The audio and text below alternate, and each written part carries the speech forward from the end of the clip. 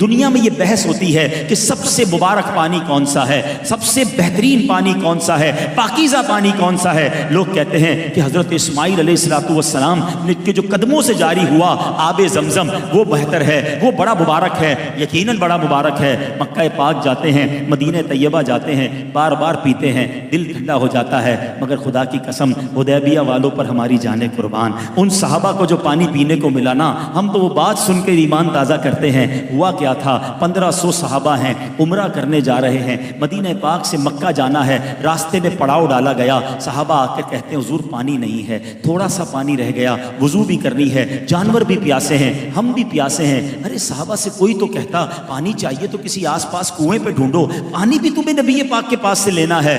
سب کا عقیدہ تھا نہیں سنتا ہی نہیں، مانگنے والا تیرا۔ نبی پاک نے فرمایا ایسا کرو جتنا پانی ہے سب جمع کرو۔ سارے صحابہ نے مل کر جمع کیا۔ روایت کے الفاظ ہیں ایک برتن بھی پورا نہیں بھرا، یعنی سب نے اپنی چھاگل اپنے تھرموس کہہ لیں سب ڈالے۔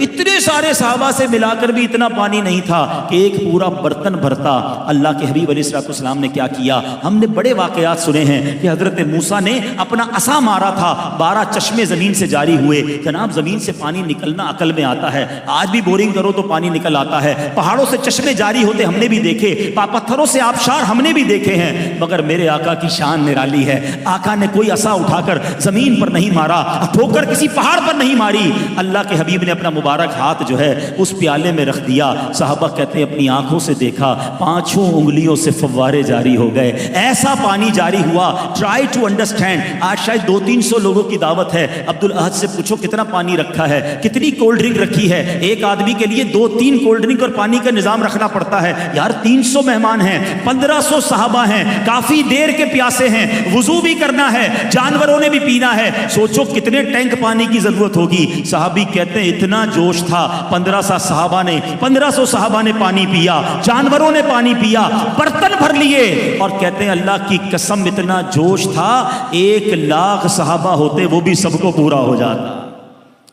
اب میرے آقا ایسا معجزہ دکھائیں تو بریلی کے تاجدار کا قلم کیسے خاموش رہے۔ آپ کیا کہتے ہیں، فرماتے ہیں انگلیاں ہیں فیض پر ٹوٹے ہیں پیاسے جھوم کر، انگلیاں ہیں فیض پر ٹوٹے ہیں پیاسے جھوم کر، ندیاں پنجاب رحمت کی ہیں جاری واہ واہ۔ حضرت قتادہ کی آنکھ کی بات کروں یا صحابہ کی ٹوٹی ہوئی پنڈلی کی بات کروں، کسی صحابی کو لکڑی پکڑاتے وہ نورانی ہو جاتی، کسی حبشی کے چہرے پر ہاتھ پھیرتے تو وہ نورانی ہو جاتا۔ ارے کس کمال کی اور کس اختیار کی بات کروں۔ ارے آج تک ہم نے سنا ہے کوئی کسی کو مال دے سکتا ہے، کوئی کسی کو کھانا دے سکتا ہے، چلو کوئی کسی کا علاج بھی کر سکتا ہے، مگر یہ کبھی نہیں سنا تھا کہ جناب کوئی کسی کو یادداشت اور حافظہ بھی دے سکتا ہے۔ حضرت ابو ہریرہ کہتے ہیں آقا کے قدموں میں ہی رہتا تھا، مگر پرابلم یہ تھا روز حدیث سنتا تھا، یاد نہیں ہوتی تھی، سبق یاد نہیں ہوتا تھا، بڑا افسوس ہوتا تھا، اتنی پیاری موتیوں جیسی باتیں سنتا ہوں مگر حافظے میں کیوں نہیں رہتی۔ صحابہ کو پتا تھا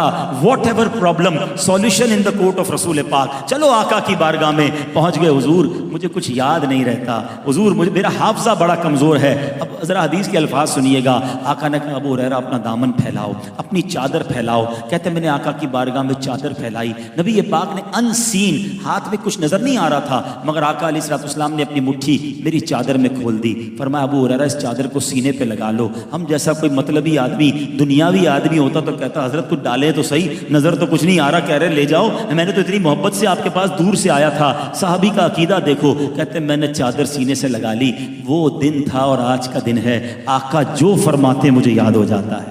اور اس کا مظہر پتہ ہے کیا ہے؟ علماء بیٹھے ہیں، سارے صحابہ میں جس صحابی نے سب سے زیادہ حدیث روایت کی نا وہ حضرت ابو ہریرہ رضی اللہ تعالیٰ عنہ ہیں، یعنی اس سے پہلے انہیں یاد کچھ نہیں ہوتا تھا اور آقا نے وہ عطا فرما دیا کہ اب جو نبی پاک فرماتے انہیں یاد ہو جایا کرتا۔